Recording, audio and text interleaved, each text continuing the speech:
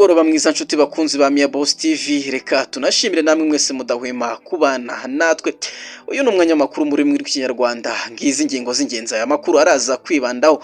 Turaza kubabwira ko ubuvuzi bw'u Rwanda bugeze ku rwego rushimishije nko kumenya ikizaba ku mwana kiri mu nda.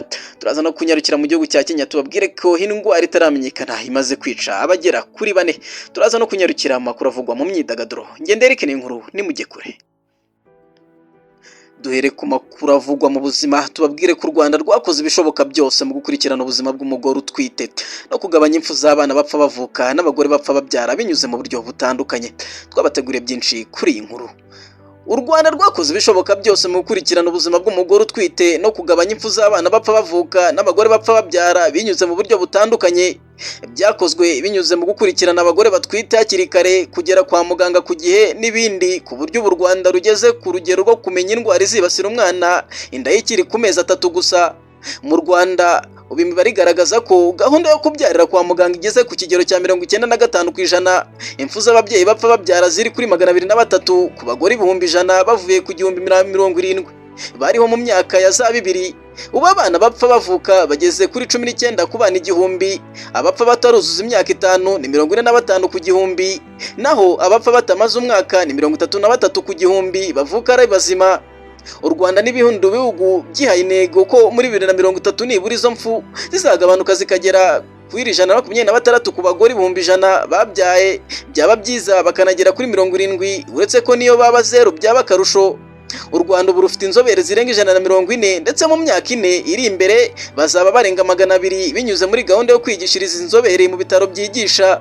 Mu bamaze kuminuza muri urwo rwego harimo Dr Nshimiyumuremyi Emmanuel usanzwe ari inzobere mu ndwara z'abagore, yongeyeho n'ibyo gukurikirana umugore utwite mu buryo butomoye, maternal fetal medicine mu ndimi z'amahanga.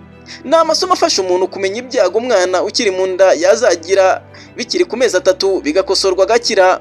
Mu magambo ye yagize ati birimo kugira umuvuduko w'amaraso, tubibonye mu mezi 3 dushobora kubirwanya hafi kuri 90.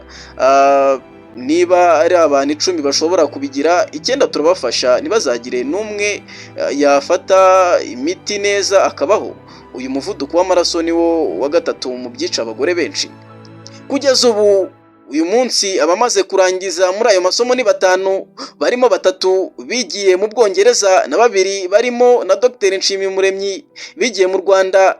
Hari abandi 5 bakiri mu ishuri bagiye kurangiza byibuze mu bitaro bikomeye. Hakaba hari umuntu Dr Nshimiyimana yabwiye igihe ko ibyo byakorerwaga mu mahanga ubu bisigaye bikorerwa mu Rwanda, ku buryo ibibazo umwana yavukanaga bisigaye bitahurwa kare, umugore n'umwana bakarengerwa. Rick niyo nkuru, Mia Boss TV i Kigali.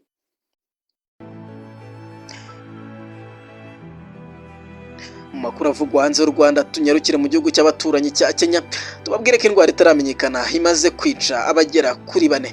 Byinshi kuri iyi nkuru. Ni indwara bivugwa ko ifata mu buryo buteye ubwoba, kuko uyanduye abyimba umubiri ku buryo budasanzwe, akagira ibiheri binini ku ruhu bisa n'ibirimo amazi ndetse n'ibisebe binuka nabi. Umuntu wa mbere wishwe n'iyo ndwara yamenyekanye ku itariki ya 9 Nyakanga 2025, akaba yari umukecuru w'imyaka 91 waguye iwe mu rugo. Abayobozi bo muri ako gace urupfu rwe baketse ko rwaratewe n'izindi ndwara yari afite, ariko hashize iminsi mikeya hapfa abandi 3 b'abagabo bari bafite imyaka 55, undi wa 57 n'undi wa 69. Abo bapfuye bose ngo bari bafite ibimenyetso bimeze kimwe ku mibiri yabo, bafite kubyimba bidasanzwe ku ruhu, hakaza ibibara bijya kwereruka, ahandi hakajya ibiheri binini bisa n'ibirimo amazi. Michel Nyamayi utuye muri ako gace yagize ati umuntu arabyimba kugeza ubwo ubona ameze nk'inzovu. Inzego za leta zatangaje ko abo bapfuye bashobora kuba barazize guhumeka umwuka mubi uhumanye uturuka mu nganda zegereye ahantu y'abantu. Ubuyobozi bwa kaunti ya Mombasa bwamaze kohereza itsinda ry'abashinzwe gukora ubugenzuzi mu rwego rw'ubuzima kugira ngo bafate ibizamini ku bantu batandukanye bavugwaho iyo ndwara, hanyuma bipimwe muri laboratoire hamenyekane iyo ariyo. Imirambo y'abishwe n'iyo ndwara yo yamaze kujyanwa mu buruhukiro bw'ibitaro bya Coast General, aho biteganyijwe ko igomba kubagwa igakorwa isuzuma rikenewe kugira ngo amakuru kuri iyo ndwara amenyekane. Rick niyo nkuru, Mia Boss TV. Arakoze cyane mugenzi wacu, reka tunyarukire no makuru avugwa mu myidagaduro. Tubabwire ko nyuma ya Bruce Melody na Meddy, The Ben yabaye umuhanzi wa gatatu wujuje miliyoni y'abamukurikira ku rubuga rwa Instagram. Ubwo abakunzi be mwishime nababwira iki? Nshuti bakunzi ba Mia Boss TV, nguyu musozo w'amakuru twari twabateguriye. Tubararikire kuzabana natwe ejo mu yandi makuru azaba hagezweho. Jye na Eric Ninkuru ndabashimiye.